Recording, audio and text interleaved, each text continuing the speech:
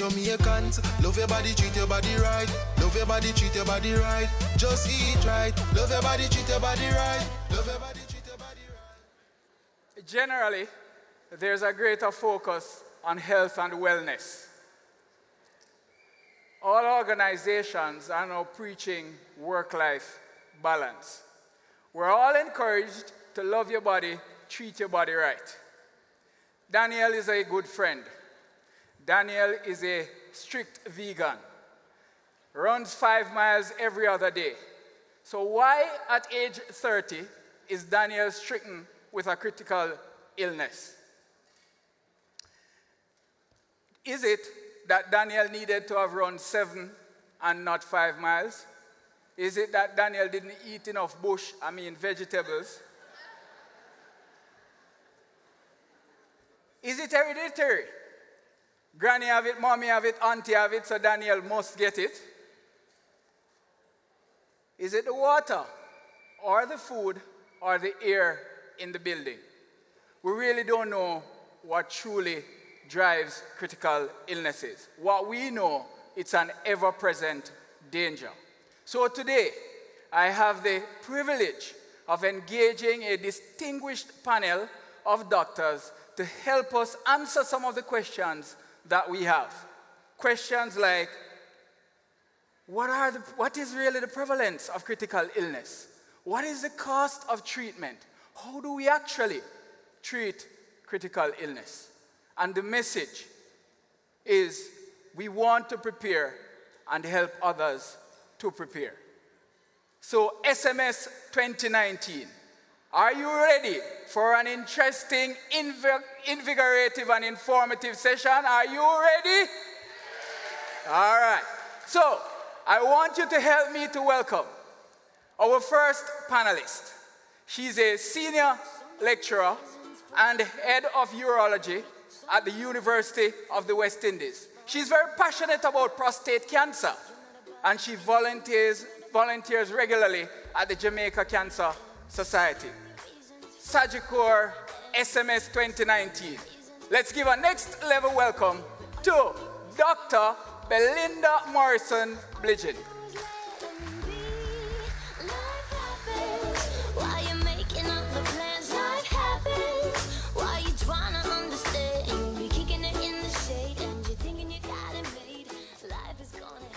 Good afternoon, everyone. This has been a truly amazing experience, and I thank you, the audience, I thank everyone for inviting us here to share in your next level experience. This morning, I wanted to share a little bit about something that, as you heard before, I'm very passionate about, and also something that I think is of national, regional, and international importance. Not just from a personal perspective for our own health, but also from a perspective professionally for you as you seek to advise and inform your clients and your family members. So we're going to talk a little bit about prostate cancer. But perhaps I can ask you first, who in the audience is aware of, knows of anyone that has been diagnosed with prostate cancer, maybe in the past or now? So a lot of hands. So it would be fair to say that prostate cancer is a common condition. And sometimes we are blinded into feeling that it's just in our own little location in Jamaica and in the Caribbean region, but that's not so. If you look behind me on the WHO graph, the areas that are intensely stained in blue show you the areas where we have data from where prostate cancer is most commonly seen. And you will see that this is in North America, a few areas in South America, the Caribbean stands out, in Australia, and in some areas in Europe. So it's very common. And in fact, in the US, it's second only to skin cancer as the commonest cancer seen.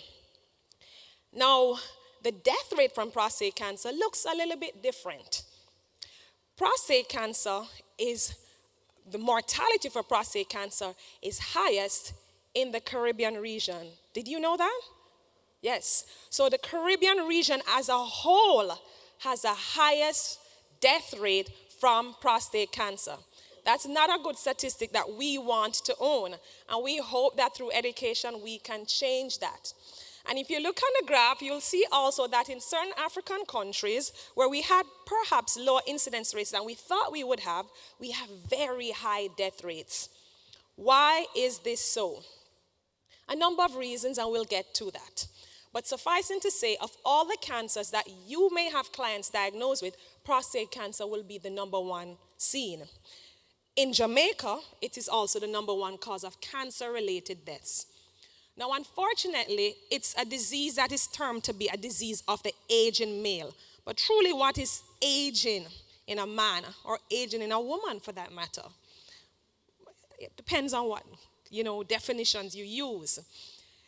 In Jamaica, the age group that is seen or diagnosed with prostate cancer most frequently is over age 75. Now, let me just say, that is not to say younger persons do not have it or probably do not have it. But these are the ones who will come in to be checked and to be screened or to be treated. And we believe many younger persons do have the cancer, but because in its earliest stages there are no symptoms, they are not diagnosed. So we tend to be diagnosing these men at a very late age. Now, if we look at the United States, we see that there's something funny that happens when we look at prostate cancer in terms of incidence rates or new cases and death rates. What do you see there? What stands out? Black men are more likely to get the disease, and black men are more likely to die from the disease than any other racial group.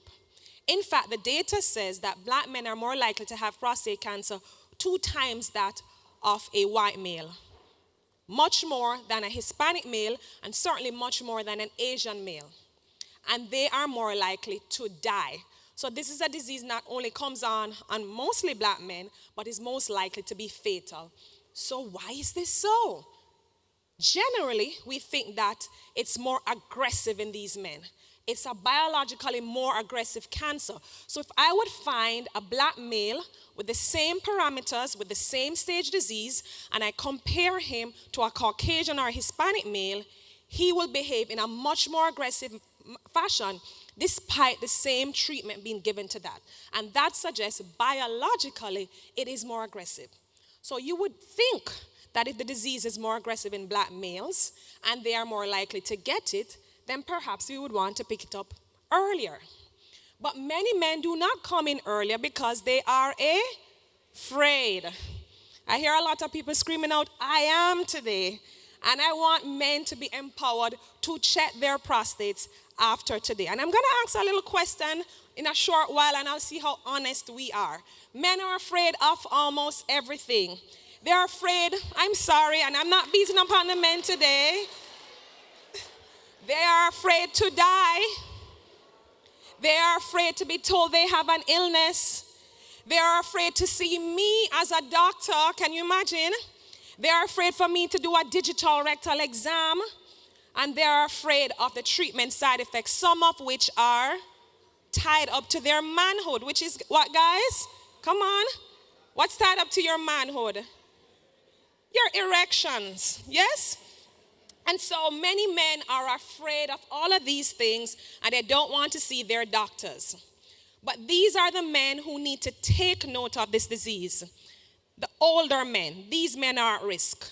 The men with a family history of prostate cancer. Just this week, maybe 2 days ago, I diagnosed a man who I operated on his brother 2 months ago for prostate cancer. And a year before, his brother overseas had surgery for prostate cancer.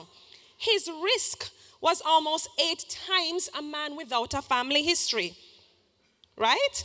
And if it was just one family member with prostate cancer, the risk for that person would be doubled. So as a man gets older, his risk increases if he has a family history, and as we said, if there are racial predispositions. And of course, there are things that perhaps we can change in terms of a much healthier diet. So unhealthy diet is a risk factor. So how many men of the eligible age here have done their screening tests? Wow. That's fine if it's just a PSA. So not many men, and I know there are more eligible men here. So this is a problem that we face. The screening test involves the blood test, the PSA, and the digital rectal exam. But I will not turn back a man because he doesn't want to do a digital rectal exam. Because if I must be honest, I will say that the blood test is most sensitive. That is to say, it is most likely to pick up an abnormality. So if a man really feels very uncomfortable with me doing a digital rectal exam, which by the way is very brief, it's about a few seconds, and it is painless, then I'm fine with just using the PSA for now. What do we say a bird in the hand is worth? Two in the bush. And then if those tests are abnormal, the blood test or the physical exam, I move on to a biopsy, which is where I get tissue from the prostate. And that can be done in an office setting. The person doesn't have to be put to sleep. If a diagnosis of prostate cancer is made, the person can be cured. So you can advise your clients that, yes, prostate cancer can be cured. And there are many men walking around who've been diagnosed with prostate cancer who have been cured, who live long and fulfilling lives. It can be cured by surgery, which is what urologists do. It can be cured by radiation, and there are different types of radiation. And we have received recent local investment in radiation facilities in Jamaica, as you would be aware. But of course, these treatments come with costs. And these are some of the things you have to talk to your clients about. On average, surgery locally may be about the equivalent of about $20,000 or so. Radiation, pretty much about the same, whether it be brachytherapy or external beam radiation. Now, this is a part that's a little bit concerning for me, that at University Hospital, and I think the data represents the rest of Jamaica, 2/3 of our persons diagnosed with prostate cancer have advanced cancer. That means it has spread.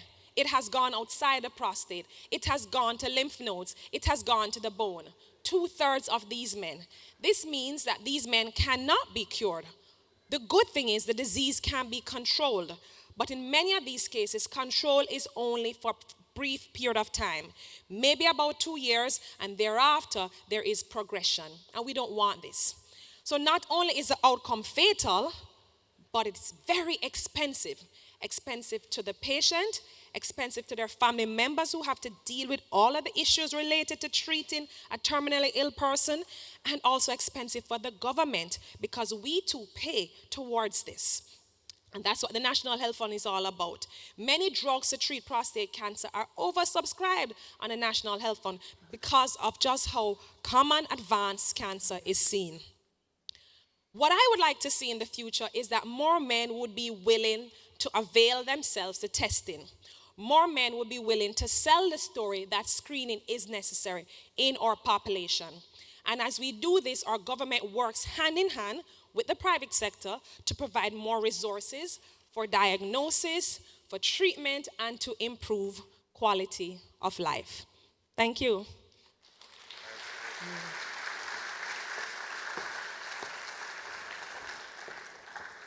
So, our next panelist, he hails from St. Mary. He's a graduate of the University of Toronto. He's a surgical oncologist with advanced cancer. He's also skilled in surgeries of the liver and pancreas. Passionate about raising money for education for the children in St. Mary. Sagicor family, help me welcome Dr. Patrick Roberts. I'm a big deal. You're my friend, I'm a big deal. Yeah, we're kinda important. For real. Oh yeah, I'm a big deal. SMS family, how you doing? I would be remiss if I don't start by telling you a very quick story. 25 years ago, I took a bus from St. Mary to the Students' Loan Bureau to get a loan to go to medical school. And I met this student loans officer who was extremely helpful in seeing to it that I got this loan for medical school. 20 years after, I taught his son in medical school. And 2 years ago, he sold me my very first Sagicor insurance policy. He's here today, and he's none other than Frank Stern from the Spanish Town. Thank you, Frank. Thanks. So today I want to talk to you about breast cancer. And the reason for this is that breast cancer is the most common cancer in Jamaican women. It represents 30% of all cancers in Jamaican women. The incidence is about 43 for 100,000. That may not mean anything to you. But to put it in another way, of every 21 women in Jamaica, one will develop breast cancer. Last year, 900 women were diagnosed with breast cancer. And in 2017, 340 Jamaican women died from breast cancer. In other words, we're on average losing one woman per day from breast cancer in Jamaica. If this was Ebola and we were losing one person per day, there would be a major public outcry. We do not have a national screening policy. We only have one public hospital in the country where you can get a mammogram done, and that's University Hospital, and that was just instituted this year. Before that, for the past 20 years, there was no public institution that you could get a mammogram in Jamaica. Now, the type of breast cancer that we see in black women tend to be different from what we see in the other races.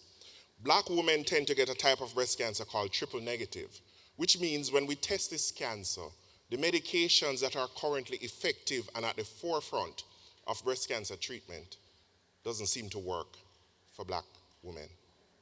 28% of the Jamaican women with breast cancer have triple negative, and that is very high compared to the rest of the world. And we have no effective therapy for this type of breast cancer.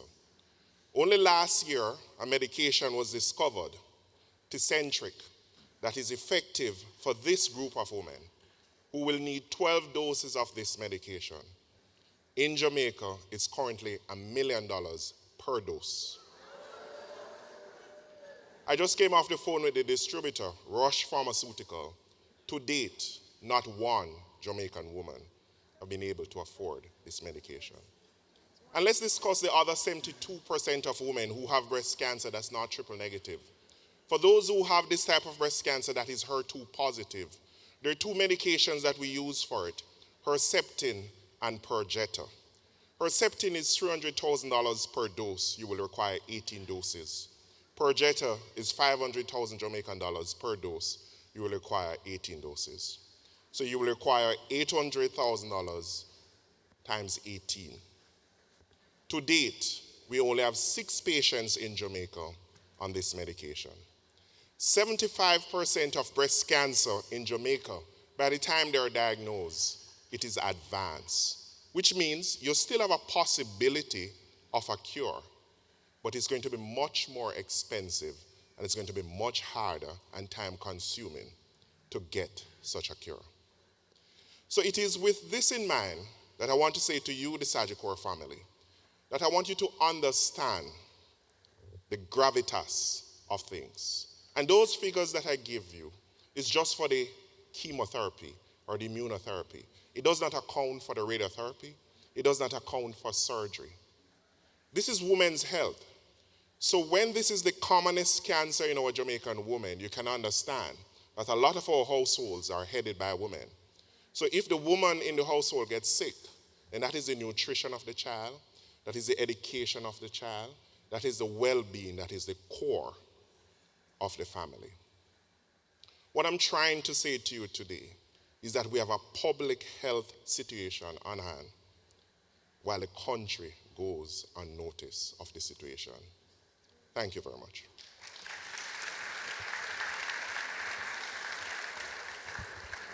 Sagicor family, our next panelist is a leading cardiothoracic surgeon in the Caribbean. He completed a 3-year stint at the Maritimes Heart Center in Halifax, Canada. This humble Jamaican specializes in treating patients with complex heart conditions. He is currently the head of division for cardiothoracic surgery at UWI. Come on, Sagicor. Help me welcome Dr. Joseph Bligin. Me say me never give up. I said there ain't no giving in. And when the going get tough, I said the tough get going. My people Yeah. If I was speaking abroad, I would have said, good afternoon. Since I'm speaking in Jamaica, I would say, Sagicor Wagwan! All right, and the next. You know, I am part of this group, eh?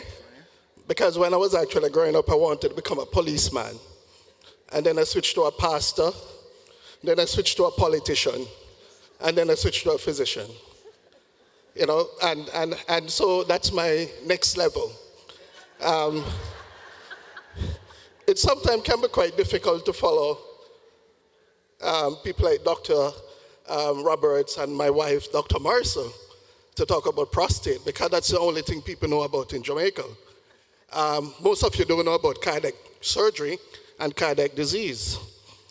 But we know very well that cardiovascular disease is a global problem. And it's the number one killer in almost all countries. And Jamaica is no exception. Many years ago, we talked about things like malaria, tuberculosis, etc. Today, we're talking about coronary artery disease, diabetes mellitus, etc. We also know that when we compare to Jamaica, and a lot of people don't know this because they believe that coronary artery disease is a rich man disease. And Jamaica basically have a lot of poor people. But that's not true. With the progression in life and global progression, we realize that in almost every nook and cranny of Jamaica, there's a fast food chain. And what we noticed that we also noticed that there's increase in the amount of coronary artery disease. When we look on the WHO data from Jamaica in 2007, we realized that the number of deaths related to coronary artery disease was 2,045. And that's work out to about every 6 persons die per day from coronary artery disease. And also, when you look on the cause of death in terms of the world, we rank about 164. I mean, that's, in a sense, so that there are a lot of work need to be done in terms of curing the disease. When you look at North America, you realize that a significant proportion of their population tend to have coronary artery disease.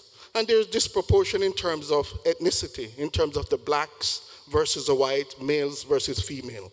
And Jamaica is no exception. It's a very expensive disease, two of the most expensive diseases in North America.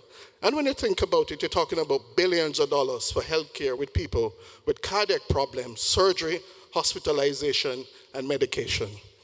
Now, what are some of the risk factors for this disease? Diabetes mellitus, cigarette smoking, which is a significant problem in most developed countries, hyperlipidemia, family history. So if you have a family member that had a heart attack or die, the likelihood of you having one increases. Hypertension, if there's homocystinuria and certain ethnicity. What I mean is that people from the East Indian descent. So for example, in Jamaica, we have found out that a lot of our patients are from the region of Clarendon and South. And the name Singh, Mahabir, that even if you're black or Indian, once you have that Indian name, you're at risk for coronary artery disease. And therefore, you need to get a Sagicor policy right away. Now, what usually happens? Most Jamaica eat a lot of, fast food, etc. And this causes basically clogging up of the arteries. And as a result of that, decreased blood to the heart and the muscle die. And basically, they present with chest pain, nausea and vomiting, dizziness, fainting, heart failure symptoms. And the chest pain, most of the time, is even misdiagnosed by some doctors. In Jamaica, every chest pain is gas pain. You burp and you burp and you burp and you burp and you burp. And I tell you a sad story. Many years ago, when I graduated from medical school, I actually went to, I'm not going to call her name, a bank in Jamaica to get a loan. And the loan officer was a beautiful lady. And at that time, I was much younger, not as chubby I am today. I have to watch myself as well. But I went ahead and I talked to the lady. And she told me that she was having epigastric pain. And at that time, I just graduated from medical school, never know much. So I said, you know what, you need to go and see the doctor. And 2 days later, I went to the branch and was told that the person is no longer alive. She died from myocardial infarction. And that itself sort of spurred me on to continue my journey to become a cardiothoracic surgeon. Now, what are some of the treatments available? We have medication, we have angioplasty, or what we call stenting, and we have surgical revascularization, which is the area that I specialize in. And basically, Sometimes if you look in the surgical form, we call it cabbage, coronary artery bypass grafting. Triple bypass is basically where we take a piece of vein or an artery and form a new route. Just for example, it's like most Jamaicans like to block road, eh? So if you're coming down the road and there's a blockage, you find an alternative route. And that's exactly what we do. There's a blockage, so you find an alternative route to end up giving blood to the heart. Now, it's very, very important because we're talking about a lot of money for cardiac surgery. And in the USA in about 2010, we're looking at about $50 billion in terms of that industry alone. Now, in Jamaica, the only place that does cardiac surgery is the University Hospital of the West Indies. And we started surgery in 1968, but that was operating on patients who have hole in the heart, etc. We only started coronary artery disease surgery in 1995. And one of the reasons for that is that, as I mentioned to you, a lot of people in Jamaica believe that coronary artery disease was a rich man disease. It never happened in the poor family that eat dumpling, cabbage, and all of those things. But it has happened. And so a lot of the rich guys will drum to Miami and have their surgery. And so we would not have that data to see. What has happened now with improvement in healthcare delivery, we have seen a lot of patients now coming to us with coronary artery disease. And so we have embarked on the university to make sure that we continue to provide quality care for these patients. Now, this is just basically a part of the surgery. We take a piece of vein from the leg, we take a piece of artery, we put you on the machine, we stop the heart and the lung. After we have done the surgery, we spank the heart for it to start up again, and you're on your way. Now, that's basically what it is, right? So, it is important. It is important. When you talk about the management, it is important that apart from compliance with your medication, so if you're diabetic, you need to make sure that you're compliant. If you're hypertensive, you need to be on your medication. If your cholesterol is low, you need to think about cholesterol medication, low-end medication, as well as weight loss and watch your diet. Now, look at it this way. In the United States in 2013, for a simple coronary artery bypass grafting, you're thinking about $74,000 US dollars. If you think about the cost for cabbage in Jamaica, for the public side, each patient pay about $10,000 US dollars to the University of the West Indies for public care.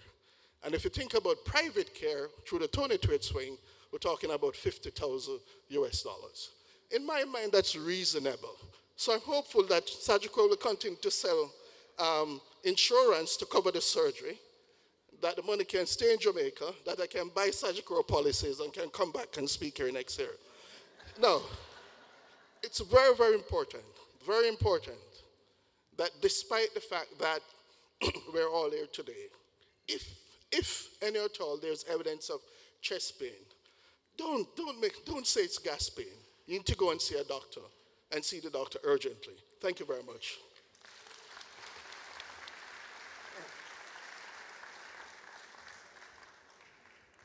An experienced medical doctor. She's the current head of Department of Medicine at KPH.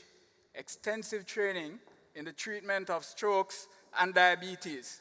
But her real passion is patient rehabilitation. Ladies and gentlemen, clad in green, please welcome Dr. Karen Phillips. Natural beauty. Hello, Sagicor family. I'm so happy to be here sharing with you today. I realize that my time is limited, but I only need a few minutes to really sensitize you to what I would want to call taking stroke awareness to the next level.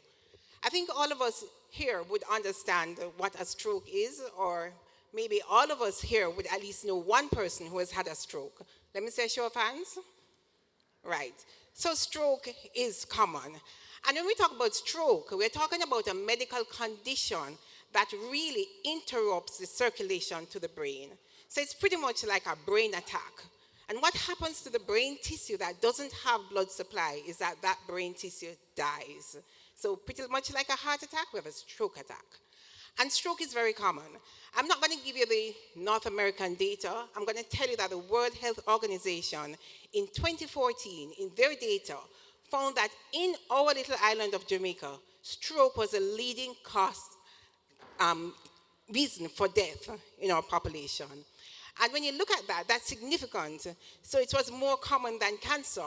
More persons were dying of stroke than cancer. In fact, stroke was the leading cause of disability in working age adults in our population. So when you think about that, and you think about the loss of income, the loss of productivity, you recognize how significant this scourge on our society is. So how can we look at this condition as a group?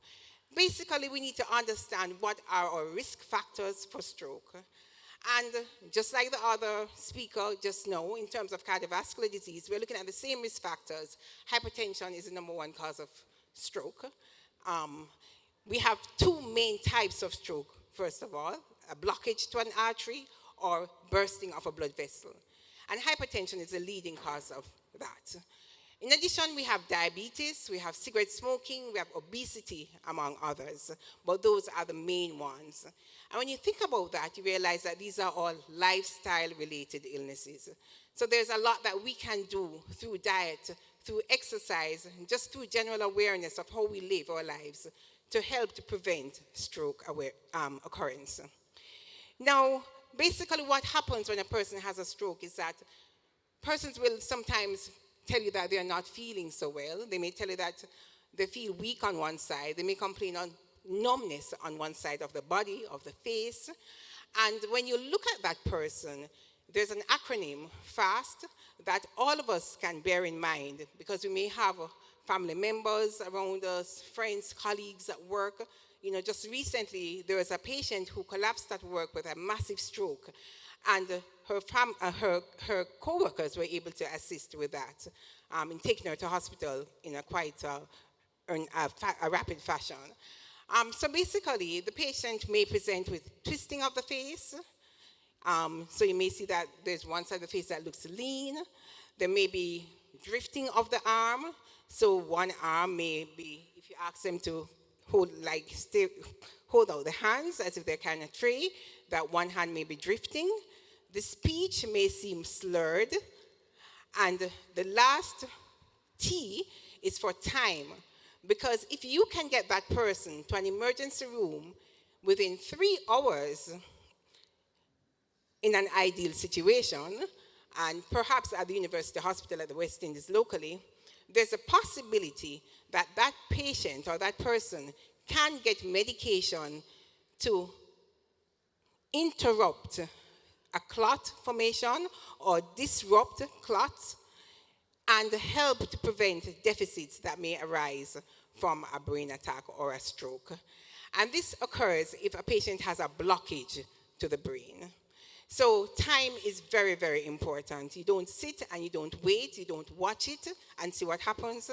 You want to act. So if we miss that window though, we still as doctors would want to try to help to prevent another stroke. And then there's other medication for that. There's aspirin, there are cholesterol-lowering medications, etc. And of course, hypertension control. So all of that is important in preventing what has already occurred, because that once you've had a stroke, it's a completed event. But what it will do is help to prevent another stroke. And of course, in the immediate period, the doctor is very concerned about looking at other medical issues that may arise as a result of the stroke or other corresponding considerations that may come into play when you start treating the acute problems. But what I want to just spend the next couple of minutes looking at is rehabilitation, because as doctors, we're quite good in terms of the acute management of stroke. But when it comes to the subacute management or stroke recovery, we don't really think about that a lot. And so once a person has a stroke, we think that that's it for them. We think that, oh, they're going to go home and you need to get them into a nursing home, or you need to get them just staying at home with somebody just looking after them if they're lucky. And I think I mentioned that stroke happening a lot in working age adults. In fact, the trends recently basically is that younger persons are coming in with strokes. We're talking about persons 30 to 40 years of age. So the typical stroke patient is changing. It's no longer grandma and grandpa, but it's young working adults. So just look at the loss of productivity that can occur with those patients. We have a lot of evidence to show that a person who suffers a stroke and who goes into a structured rehabilitation program will fare much better than a person who doesn't have that opportunity. And it's unfortunate because locally we have Mona Rehab and we have one private rehabilitation facility of that type. However, the cost is a constraint. And unfortunately, our patients are not, we don't have local insurance that covers rehabilitation as a package. And so patients have to pay out of pocket. So very few patients will actually benefit. But those who are able to participate, it's a miracle. They will move the world. It's really touching to see how they can come back. And basically, I want to show you some pictures of a few of my patients. This is a young man. I call this one standing tall because these two guys were soldiers, and both of them, they were involved in a motor vehicle accident and had traumatic brain injury, which is not quite as true, but resulted in significant impairment to their functioning. They came in on stretchers. They came in unable to walk, unable to interact, and these were, basically, this is them now, standing tall. This is another patient. When this patient came to me, the doctor who actually referred this patient apologized. The doctor said, Dr. Phillips, I don't think we can do anything for this patient. I would think that she's about brain dead. But her family wants to try. And this was her 4 months later. She left our facility and she's smiling, and today she's walking. So this picture basically is showing her in a wheelchair. This is another patient who came to us, an older lady, who basically when she came in, she couldn't talk, she couldn't interact, and of course her movement was limited. This is her a few weeks later on her way out. And this is the other lady I'd shown you before, now walking. And I'd like to play this video.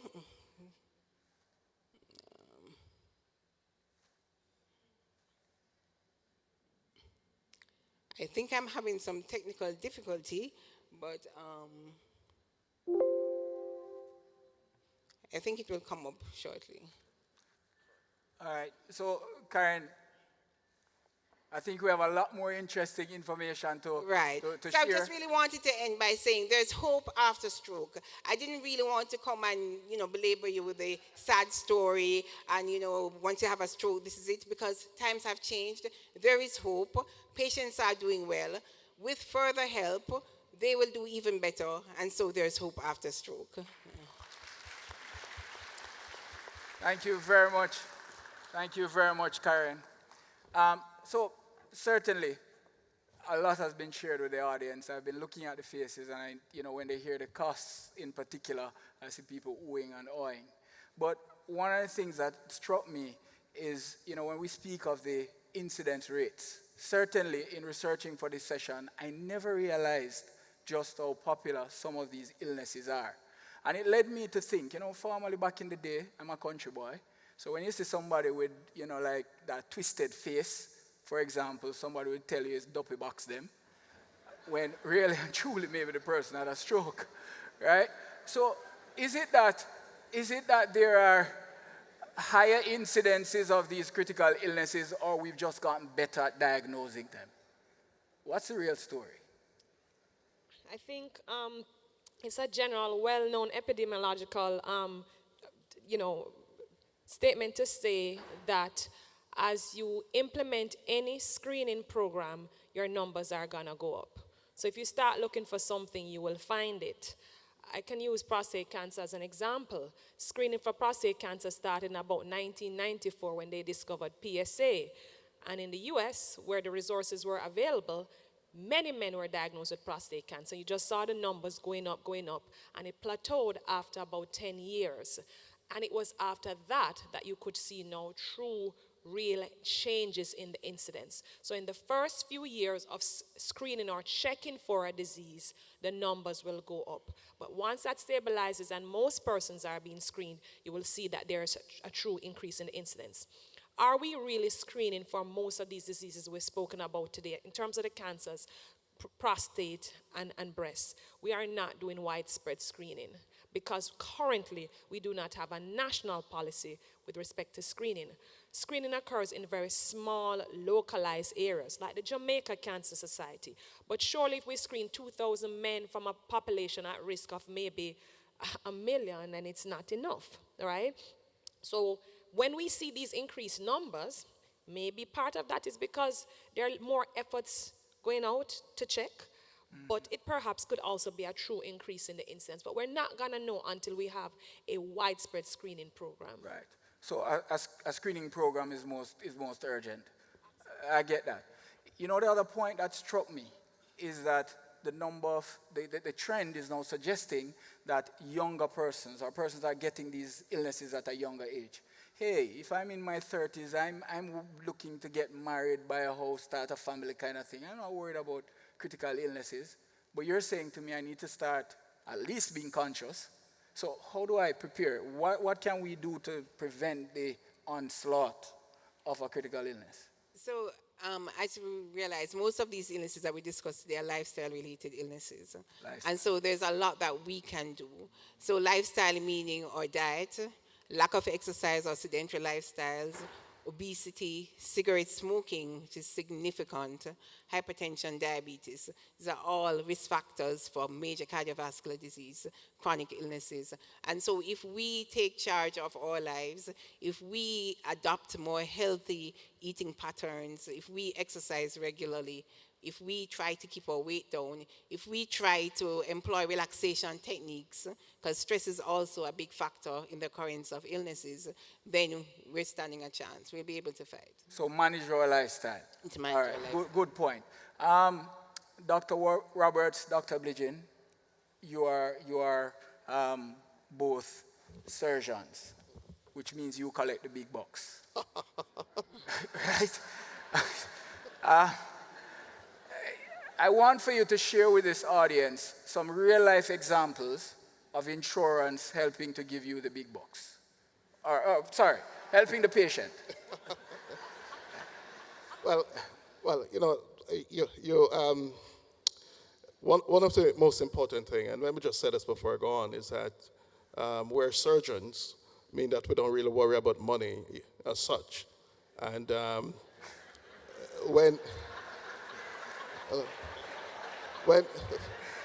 well, I'm not saying that we have enough money that we don't have to worry, but what I'm saying is that when a patient actually presents to the institution, our role basically is to say that this patient needs surgery. And if the patient comes in as an emergency, it doesn't care whether or not the patient can pay or not. As surgeons, we have to go ahead and produce our surgery.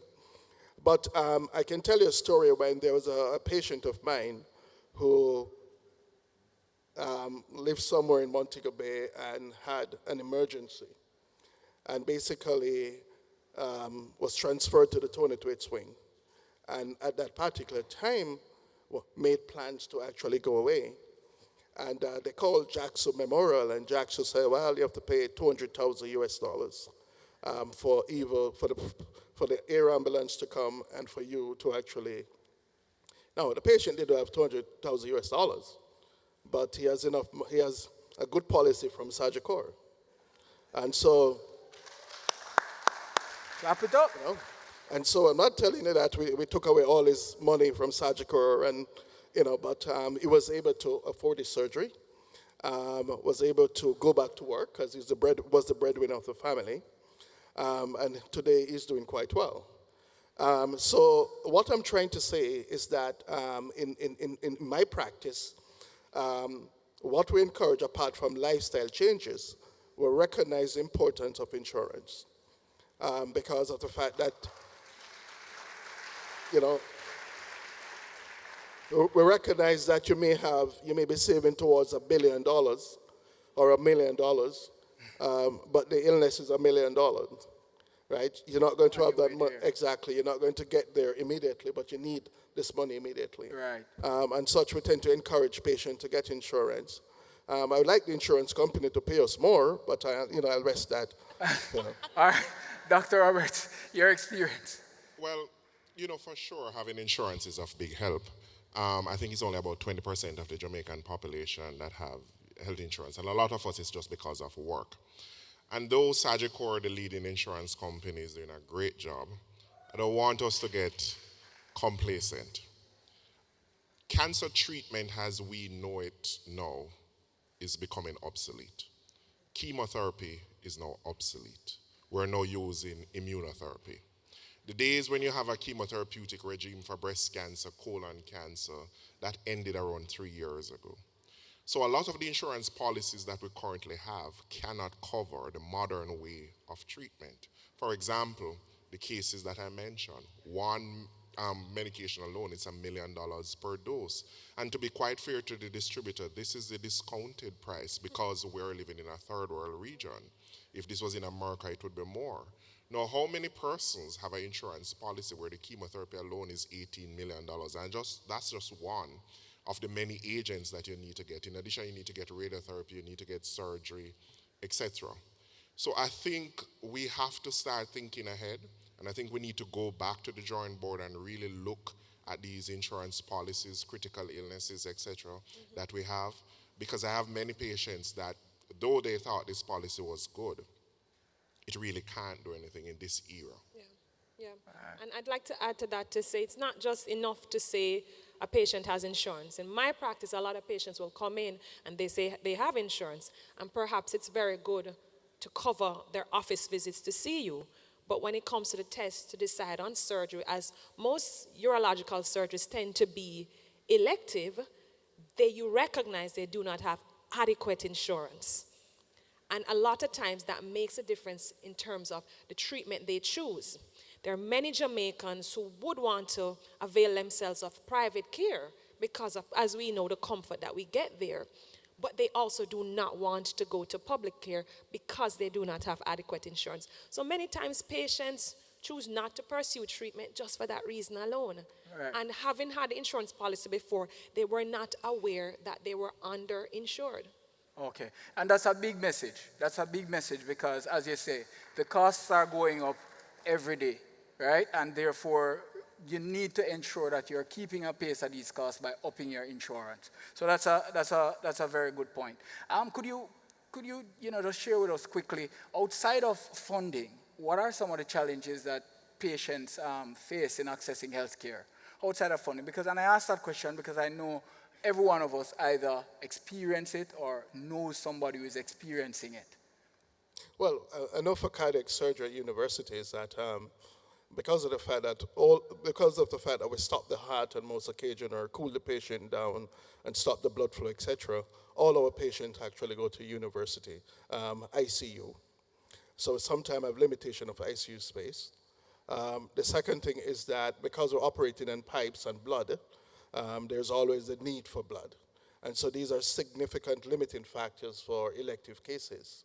Now, over time, as we, most of us train abroad and return, the usage of blood has become less and less, but it's still needed just in case. So those are basically the two limiting factors. And I'm kind of glad you mentioned that because I want to now make my own personal appeal that wherever we can, we should give blood. Yes. Right? You actually, I think the blood bank still gives you a soda after you give blood. That's incentive, right? No, but give blood. Yeah. Belinda. I think diagnostics. So a lot of, we drive around town, even driving in from Kingston yesterday, I saw that there were some new places even being opened in the rural areas, and I'm happy about that. But we still need increased diagnostic facilities in both our public hospitals and our private hospitals that are well maintained and functioning at all time. Yeah. And let me just say, we have to be on the cutting edge. all of us are members of international learned societies, and when we go to these annual conferences and we see where the data is, where the evidence is, and we return home, we would like to change things, but we want to see more diagnostic resources there. I'll use an example, and there is no I have no disclosure, but for example, one popular diagnostic facility in Kingston and now in Ocherous, Elite Diagnostics, has improved on a lot of what we can do for prostate cancer in terms of having available a multi-parametric MRI. It changes a lot in terms of our diagnostic. It changes the treatment options that we use. It is the only facility that has that type of MRI there, but it comes at a cost, right? And when we talk about things like genetic testing, that's where everybody's at, right? I tell you about these 3 young men who are brothers who have prostate cancer. They have sons. We should be able to do genetic testing on their sons or even on their samples of their prostate to see what genetic defect they have, so we can suggest some type of immunotherapy or chemotherapy, if you will, that can improve their outcome and survival. That is still something that is not available here. Boy, Belinda, thank you for that. This is really an excellent panel, because you've actually just given Sagicor Investments and Sagicor Bank an area that they can actually invest or fund, which is diagnostic care. So thank you for that. Listen, this is the time is not enough for us to cover some of the issues. But I want, as the music plays for me to exit stage left, I want you to just please give our esteemed panel a rich round of applause. And thank you very much, Sagicor SMS. Have a good one.